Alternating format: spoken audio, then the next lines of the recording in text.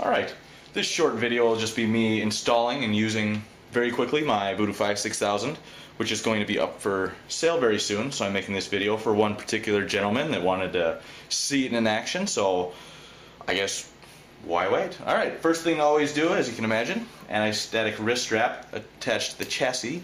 You know, touch it to discharge any static electricity you might be carrying.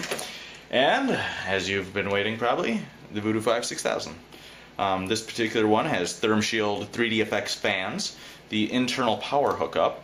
It also has not for resale stickers and the PCI rework, allowing it to run at all anti-aliasing levels without an issue, not a hiccup. So, let's install it here. Grab it by its little tail end here.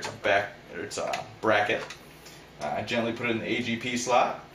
Apply some downward pressure until we hear a click. You didn't hear the click, but it was there.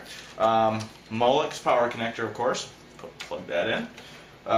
Next, we'll put in the video cable. Power cable. Flip on the power, and suppose we'll get a good shot of the Voodoo 6000 BIOS screen that pops up. BIOS version 1.16. It'll report itself as having 131 megabytes or 131,072 of onboard video memory, as you see right there. And then it beeps, of course, as it would. Hosting. I got an Epox 8K3A Plus motherboard, most compatible, the best one to have, really. Can't have any problems with it running this AGP slot. There's our operating system selection. We're going to go with XP. Right now I have SFFT 1.6 drivers installed. Yield some pretty good results. Definitely boost the FPS in most of the games you'll see. Quickly to demo it, I'll just show Quake 3 Arena and then maybe a little Unreal Tournament. Most likely just the intro loop. You know, I won't play any games or anything. I'm not that good. Just kidding. I kick your ass in any frag fest. So, without further ado, let's fire up Quake. I'll put in a few commands, one to max out the FPS, the other to show the FPS, and finally to play the demo, or the time demo. So we'll do time demo 1. We'll do CG_draw FPS 1, so that it shows us the FPS, and finally we'll do demo 4 to fire off the demo. You know, I believe I have it set to 4x anti-aliasing right now, so that would explain why we're getting a little lower FPS. What is it, up in the 20s, 30s, whatever. But anyways, there's the card, running like a champ, of course. So, let's let me tweak those settings quick to see. I got an email, but so the Voodoo 6000 can show. Yep. So as I suspected, I didn't remember, but I left it on 4x anti-aliasing. Could put it up to 8, but just like any card, 8x anti-aliasing is quite a lot. So we'll put it back to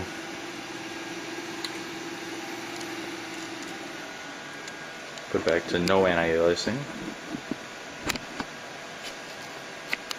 And we'll run it again, and you'll see quite a difference in the performance.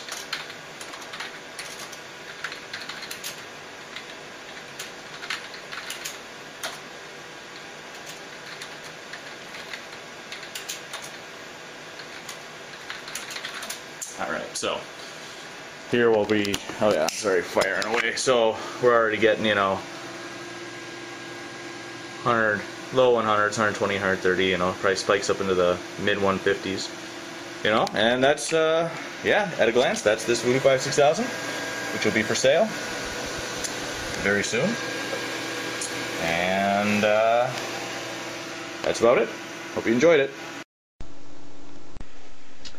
Hello there, YouTubers.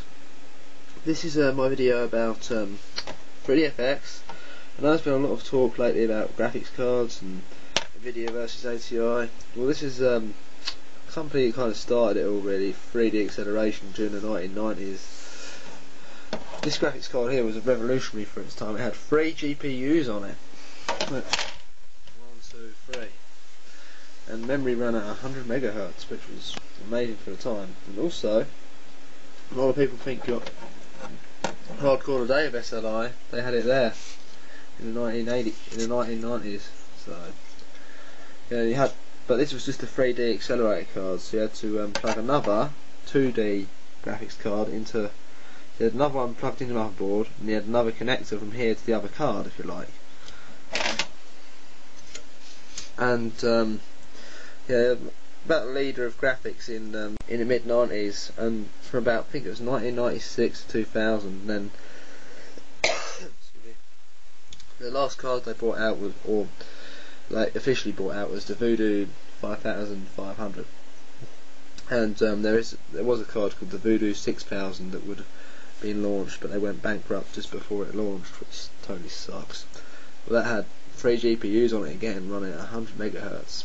So that's 300 megahertz in total, and something like 300, I think 120 actually, overclocked. Yeah, incredible card for its time. It's huge. It's about out to here, but they're very, very rare. You can buy prototypes, but that's it. So yeah, this is the really, now today you think about how good graphics cards are and everything. Just remember the company that started it all, 3DFX. Got bought out by Nvidia because they just made a few little bad decisions, and they can't. See, where I got this from was boot sale. I think I paid about 20p for it. Still works. It's got 12 megabytes, made in 1998. 12 megabytes of RAM. Must have been amazing for the time. Compare that to today's 256 megabyte, 512 megabyte, and I've seen even 1 and 2 gigabyte graphics cards out there. But I'll tell you what I'd like to see, if someone done this again, 3 GPUs on a graphics card, wow. I think actually ATI might do 4. Well, I can't remember if it's 4 or 2 on a new ATI card. No, Nvidia definitely does 2, but they're losing at the moment to ATI. Which some of you probably like, because they kind of did kill 3DFX in a way. That concludes this video.